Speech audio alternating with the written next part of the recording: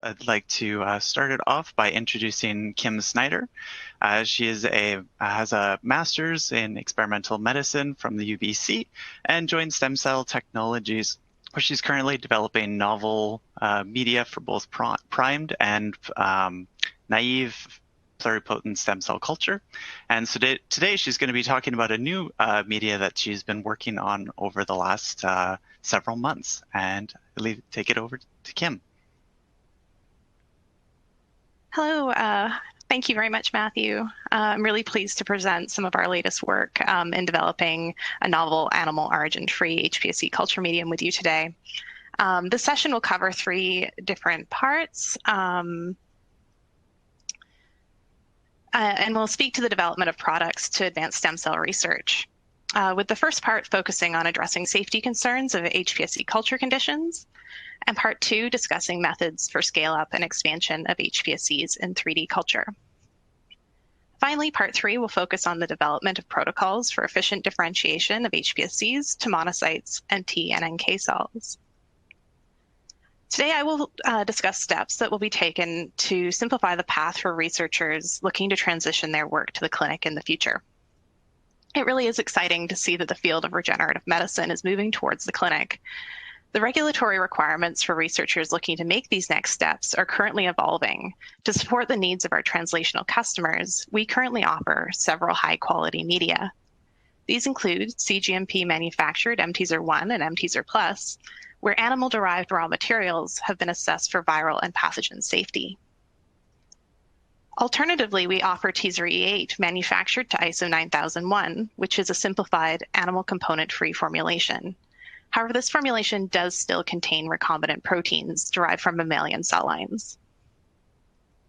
But in order to further support researchers and meet the needs of the field, we sought to design a robust, safe, and effective novel HPSC culture medium with animal origin-free traceability to help mitigate risk and simplify the path to the clinic for researchers concerned about meeting the evolving regulatory standards of the future. This new medium was developed with a clearly defined path to meet cGMP standards and optimized to improve consistency and expansion even in the absence of animal-derived components. We recognize that definitions for Aof traceability can be confusing and unclear, and often these definitions can be different depending on the region providing regulatory guidance or depending on the individual company selling the Aof product. We developed TeSR AOF with animal origin-free traceability of the raw materials to the secondary level of manufacturing. What we mean by the term animal origin-free at STEMCELL is that the final product is not manufactured using any raw material ingredients derived from an animal. So this includes humans. And the raw materials themselves used to manufacture the final product must be produced by or extracted from plants, yeast, or cell-free systems.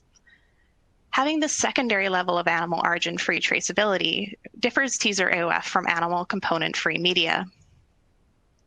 It's worth noting that some companies define AOF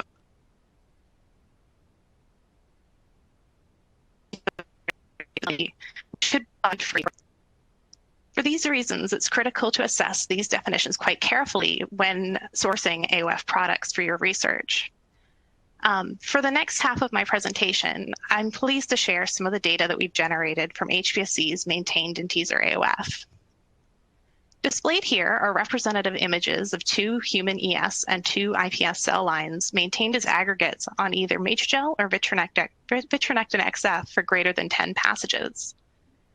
HPSCs maintained in TeSR AOF exhibit homogeneous colony morphology, with tightly packed cells and colonies with smooth and defined edges. HPSCs in TeSR AOF were flexibly fed, and media was replaced on a restricted feed schedule, where we performed a single feed to skip 1 day and fed with twice the volume of media when skipping 2 days of feeds. We have listed the restricted feed schedules that we followed in the table shown below. It's worth noting that we recommend feeding cultures nearer to the end of the passage when confluence reaches its highest points. To allow for a flexible feeding and to reduce the burden and cost to labs, we've developed TeSR AOF with stabilized components. Here we show that stabilization of native FGF2 in TeSR AOF yields greater than 37% of time zero FGF content after 72 hours at 37 degrees. This is compared to TeSR E8, which is not a stabilized formulation, which retains less than 5% FGF2 after just 24 hours. Here we demonstrate equivalent colony morphology between daily fed human ES and IPS cell lines on the left and cells maintained on a restricted feed schedule on the right. To ensure that we were not introducing or selecting for chromosomal abnormalities by culturing in TeSR AOF on restricted feed schedules, we performed G-banded karyotype analysis on 4 HPSC lines carried for greater than 10 passages and found that our cells were karyotypically normal, as shown in a representative karyogram. We also used the qPCR-based HPSC genetic analysis kit to routinely screen our cultures for commonly detected chromosomal abnormalities in HPSCs and did not detect any abnormalities in cell lines maintained in TeSR AOF. Likewise, low spontaneous differentiation is observed in HPSCs maintained in TeSR AOF, and markers of the undifferentiated state, TRA160 and OCT4, are detected at high levels when assessed by flow cytometry at passage 5 and passage 10. It was really important for us to develop a robust and reliable media formulation to meet our customers' needs and to do so in the absence of animal components. What we found was that the inclusion of recombinant human albumin improved media performance and reliability, while allowing media to retain its animal origin-free status. While percent plating efficiency and per passage fold expansion are historically variable parameters for aggregate culture, we averaged these parameters over 10 passages and found that HPSC aggregates in TeSR AOF, shown in the orange bars, displayed improved attachment over low protein media displayed in gray, and that this correlated with greater overall expansion. In short, compared to low protein medium, we had increased confidence in reliably propagating cells long-term, particularly undefined matrices such as vitronectin XF, where attachment and expansion can be poor in low protein media formulations. Additionally, we observed improved cloning efficiencies when seeding single cells at clonal densities in TeSR AOF plus ROCK inhibitor, as shown on the graph on the left. Comparatively, no colonies were observed in TeSR E8 or cGMP competitor media when cloned with ROCK inhibitor. Additionally, if I can direct your attention to the graph on the right, when cloner was used as a supplement to enhance attachment and survival at clonal densities, cloning efficiencies were significantly improved in all media conditions. Here it is worth noting that cloning in TeSR AOF in particular resulted in greater consistency between the two cell lines tested and significantly improved cloning compared to cGMP competitor media. Finally, we've demonstrated that HPSCs maintained in TeSR AOF for greater than 5 passages are capable of differentiation to the 3 germ layers, mesoderm, ectoderm, and definitive endoderm, with comparable performance to existing TeSR media formulations.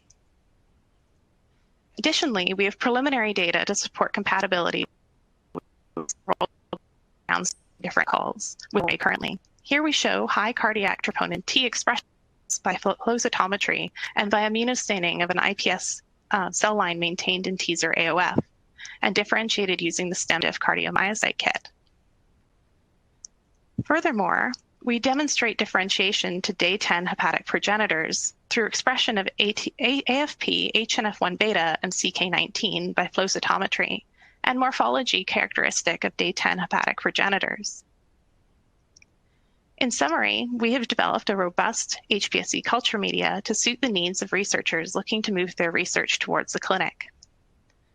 HPSCs in TeSR AOF retain high cell quality when using daily or flexible feed schedules, and the addition of recombinant albumin improves media consistency and reduces cell line to cell line variability.